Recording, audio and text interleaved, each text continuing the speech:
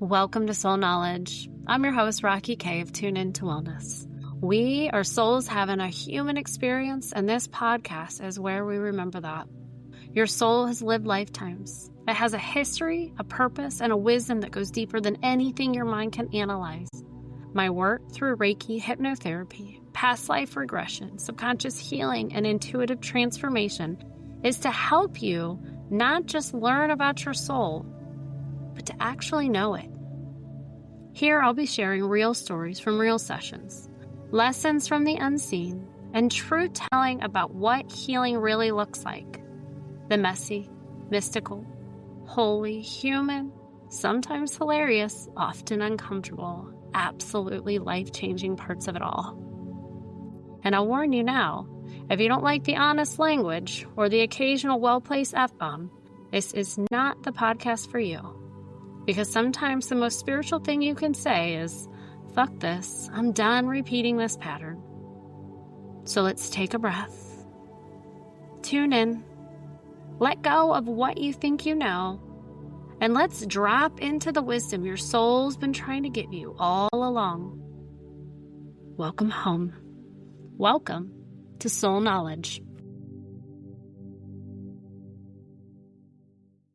There is something that happens when women tell the truth. Walls come down. Armor softens. Power rises. Soul Speak is an event that is happening Sunday, March 29th from 4 to 7 p.m. And this is not just another event. It's an experience. Powerful women, powerful stories, transformation in real time. We'll sip mocktails, share munchies, connect deeply, and witness what happens when women gather with intention. If you're ready to feel inspired, expanded, and reminded of your own strength, this is your invitation. Soul Speak, be in the room. And if you're finding this after March 29th, I can assure you there will be more. So please check our website and save your spot, buy your ticket, and join us. Hello, and welcome back to the Soul Knowledge Podcast. I am Rocky K with Tune Into Wellness, and today is part 3 of this special podcast series. Part 1 was her story, the story of my Aunt Loretta, her murder by a stalker. Part 2 was my story, the story of having a stalker for 14 months. Today, in part 3, I get to tell you our story. Today, it's about healing, not just for me, but for the women who came before me and for all the women, including my daughters and nieces, that come after. And I'm going to say this up front. What I'm about to share is super cool, wild, and honestly, it's kind of unbelievable, even to me. And if you're in my family listening to this, you're hearing it first. I have not shared this information with anybody in the family. So let's get into it. So last year, I was in my master hypnotherapy class. And in that class, we get to be hypnotized ourselves. And we do deep personal work in these sessions. So my instructor told us that we needed to figure out what we wanted to work on in our sessions. And if I'm being totally honest, I didn't know for sure where I wanted to go in my healing sessions. So I sat down and I meditated. And as I was sitting there, my mind drifted to my aunt and then to my stalker. And then I looked at the date that was going to be my session date. And it was January 11th. And my whole body went still. January 11th was the day my aunt was murdered. January 11th was also the day in my own story where I truly believed I was going to be killed. And the day that my body started to scream at me, I was crazy anxious. And then I noticed even more, okay, as I'm meditating, it had been 11 years since the last time my stalker and I were in the same location. 31 years since my aunt died. So January 11th is 111, and I am a big numbers girl, which mirrors 111. And I always see the 1111. And for me, anytime I see that, I know it's a sign that I am being guided, I am being protected, and that I am not alone. And so I understood when I saw 111, 111, it was going to be on 111 that I was going to do this session, and that it had been 11 years for me. I understood. I understood what I needed to do. That message was loud and clear. And there was work that needed to be done. And it wasn't just my own personal work, because, yeah, there was still work that needed to be done. But there was lineage work. And so in my personal session, so I did this one first, I realized something that I didn't expect. I wasn't just angry about what happened. I realized that I was angry at myself. So in hypnosis, I got to go back in and I got to see, like, I was pissed off at myself when I went into the session. And it was because I didn't trust my intuition that day driving into the gym. My body was sounding the alarm and I overrode it. I tried to explain it away.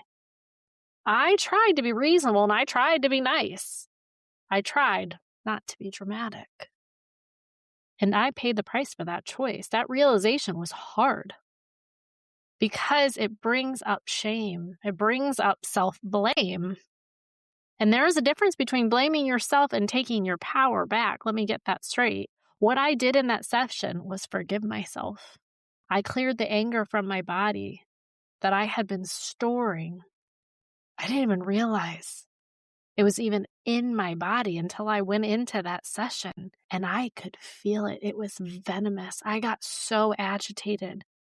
I've never felt a level of anger like that ever until I was in that session.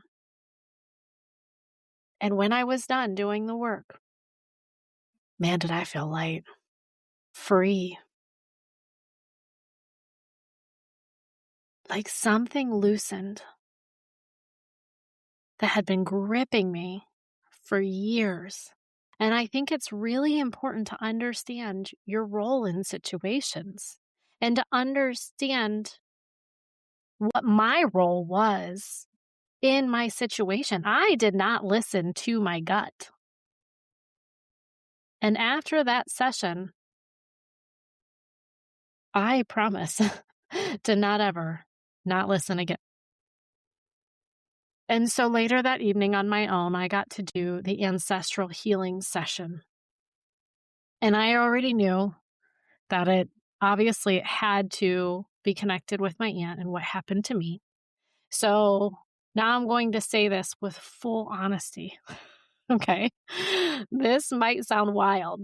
And if you're not into spirituality, hypnosis, energy work, you might be listening like, Rocky, what? And trust me, I get it. I get it. Even I was a little like, am I making this up? Like, is this real? Because I'm not someone who just blindly believes. I question. I check in. I ask for clarity. I want to know what's legit and what is not. But I trusted the process and I went in. I put on my headphones and I dropped into the session. And that session brought me to an island surrounded by water, and I was standing on this mountainside. And I was guided to bring in protection, my spirit guides, my angels, whatever I trusted. And I will tell you, I armored up. My spirit animals were there, including my lioness. She was right there under my arm. She's close, because I want that one there, right? Archangel Michael was there. Always, always, I bring him in for protection.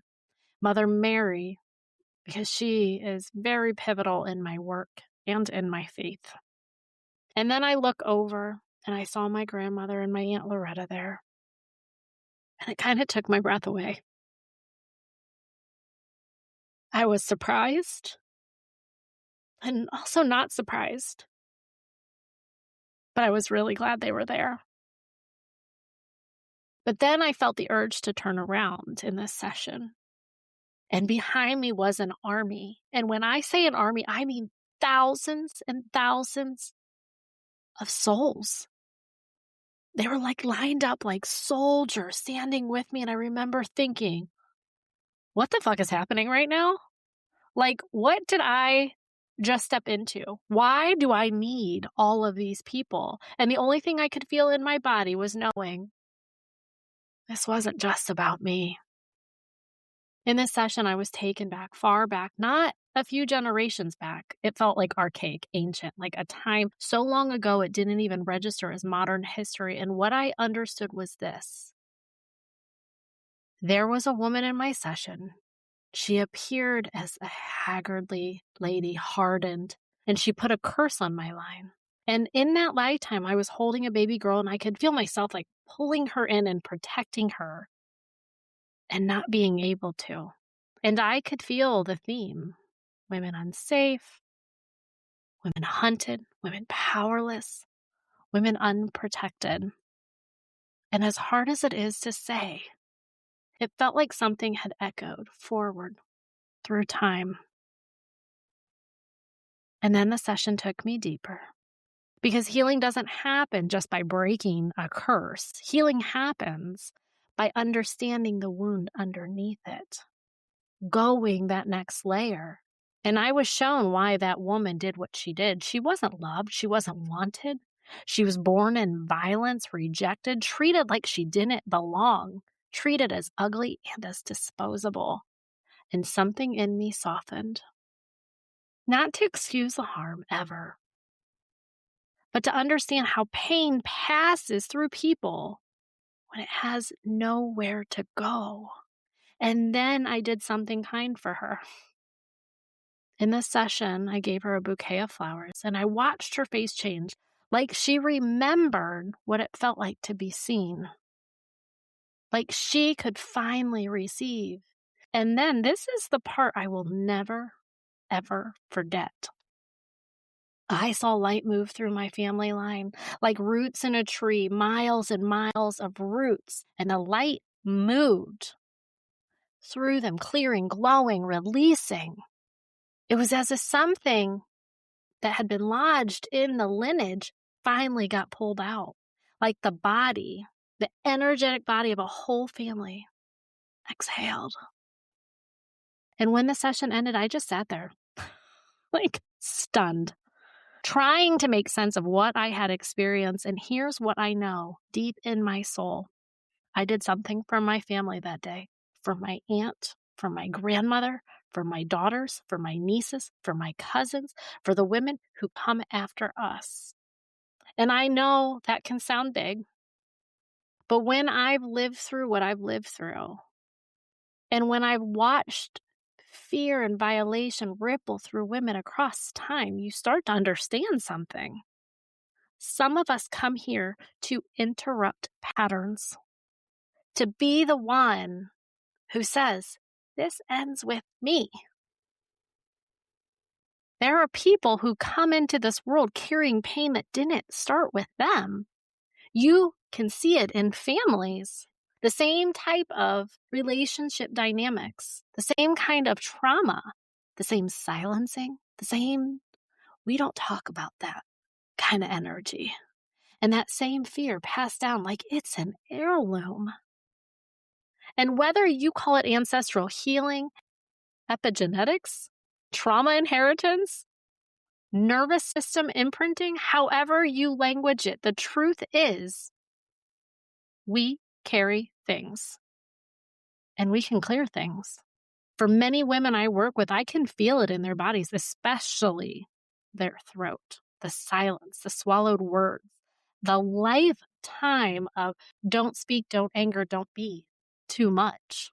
And the work becomes reclaim your voice, reclaim your instincts, reclaim your right to be safe, reclaim your right to take up space. And because when a woman heals, it doesn't just heal her, it ripples. And so I want to invite you into a reflection now. What patterns keep repeating in your family? Where do you see the same pain showing up in different outfits? Is it fear? Is it abandonment? Is it addiction? Is it betrayal? Is it women feeling unsafe? Is it silence? Is it self-sacrifice? I mean, and here's the bigger question. What might be asking you to be healed through you? You don't need to do hypnosis to do this work. You don't need to believe in curses. You just need to be willing to listen. Because the body remembers, the lineage remembers, and the soul definitely remembers. So if you've listened through this entire series, I just want to honor you. These are not easy stories to hear. And I promise you, they have not been easy to tell. And this is why I shared them. So that someone listening might trust their intuition sooner. So that someone listening might stop minimizing what their body is trying to tell them. So that someone listening might realize that fear they carry didn't start with them. And it doesn't have to end with them either. Sometimes the most powerful thing that you can do in your life is say, this pattern stops here. And if you're in that place, if you feel like you're the cycle breaker in your family, I see you. You are not too sensitive. You are not too much. And you are not making it up. You are the one who's awake. Thank you for being here with me. For my Aunt Loretta's story, for my story, and for our story. And as always, do something meaningful for yourself this week.